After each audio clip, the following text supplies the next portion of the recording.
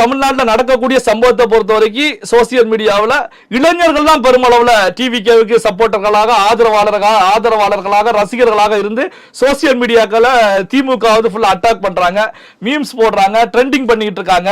இங்க அமைச்சர்கள் பேசக்கூடிய விஷயம் இது, அதாவது அன்பில் மகேஷ் அழுத விவகாரத்தை கூட எந்த அளவுல ட்ரெண்டிங் பண்ணாங்க, மீம்ஸ் போட்டாங்க அப்படிங்கிறது நமக்கு தெரியும். செந்தில் பாலாஜி அவர்கள் நேற்று பிரஸ் மீட்ல பேசிய விவகாரத்தை கூட எந்த அளவுக்கு ட்ரெண்டிங் ஆச்சு, மீம்ஸ் பண்ணி கலாய்க்கக்கூடிய வேலைகளில் ஈடுபட்டாங்க அப்படிங்கிறது தெரியும். திமுகவுடைய இளைஞரணி செயலாளராக இருக்கக்கூடியவர் தான் தமிழக முதலமைச்சர் உதயநிதி ஸ்டாலின் அவர்கள். இது போன்ற சம்பவங்கள் எல்லாம் நடக்கும் போது உதயநிதி ஸ்டாலின் அவர்களை பொறுத்த வரைக்கும் தமிழகத்தில் இல்ல. சம்பவம் நடந்த உடனே பிளைட் பிடிச்சு வந்தாங்க, பார்த்தாங்க, மறுபடியும் ரிட்டர்ன் சென்றாங்க. பத்திரிகையாளர்களை பொறுத்த வரைக்கும் உல்லாச பயணத்தில் இருக்கிறார் உதயநிதி ஸ்டாலின் அப்படிங்கிற கருத்துக்களை தான் ஷேர் பண்ணிட்டு இருந்தாங்க. இப்படியான ஒரு முக்கியமான நிகழ்வு நடக்கும் போது என்ன காரணத்துக்காக உதயநிதி ஸ்டாலின் அவர்கள் இங்க இல்லாம இருந்துகிட்டு இருக்காங்க அப்படிங்கிற கேள்விகள் மிக முக்கியமான கேள்விகளா தான் இருந்துட்டு இருக்கு. அப்போ உதயநிதி ஸ்டாலின் அவர்கள் அங்க இருந்து கொண்டு ஏதாவது பிளான் பண்ணக்கூடிய விஷயங்களை ஈடுபட்டு இருக்காங்களா, என்ன செய்துகிட்டு இருக்காங்க அப்படிங்கிறது இன்னமும் வெளியே வராத ஒரு தகவலா தான் இருக்கு.